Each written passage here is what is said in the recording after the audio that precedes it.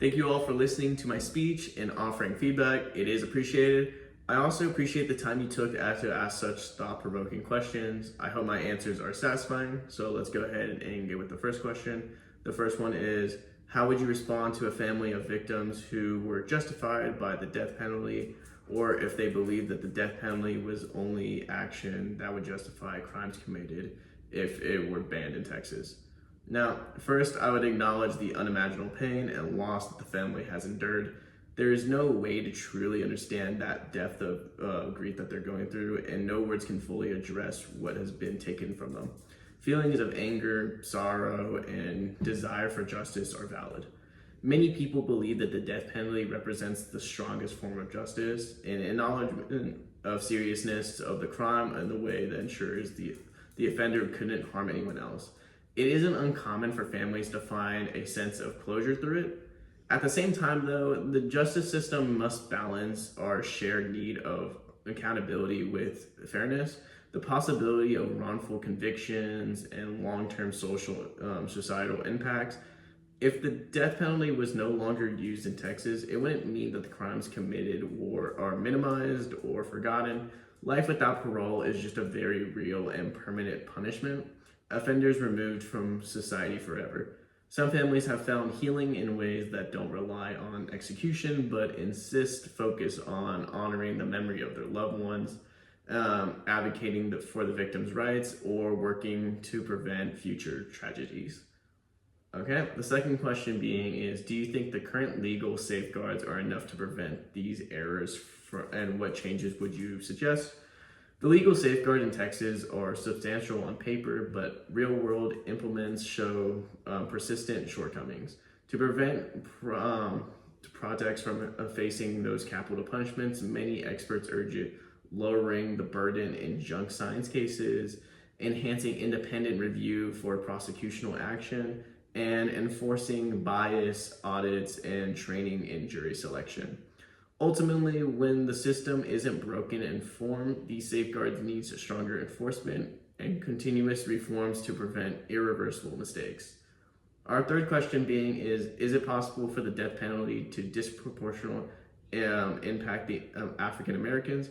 Because African Americans are disproportionately arrested for more violent crimes based on their percent of the population. This is important to bring up because disparate outcomes do not necessarily imply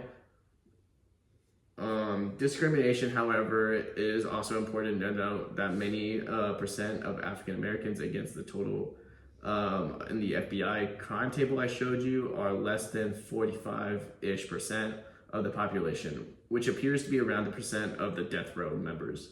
Just to clarify, the data I'm referring is only in the state of Texas.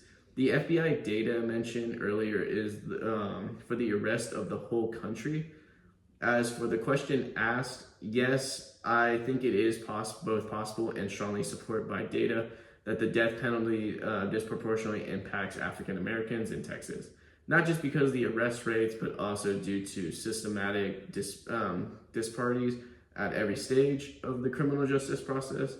A 2023 report from the death penalty informed centers showed that over 45% of Texas' current death row population is Black. More than these times their share of the state's population at 13%.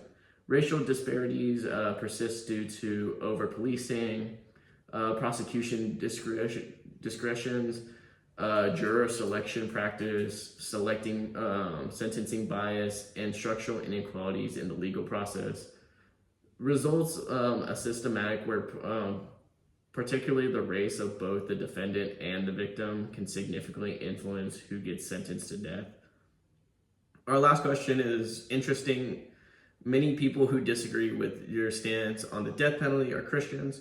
Why do you think that is? And what is your religion, if you're comfortable with sharing? And what do you think is the bearer of of your benefits? Well, the support of the death penalty among Christians in Texas is a mix of scriptural interpretation, cultural traditions, politics alignment, and beliefs about justice and mortality.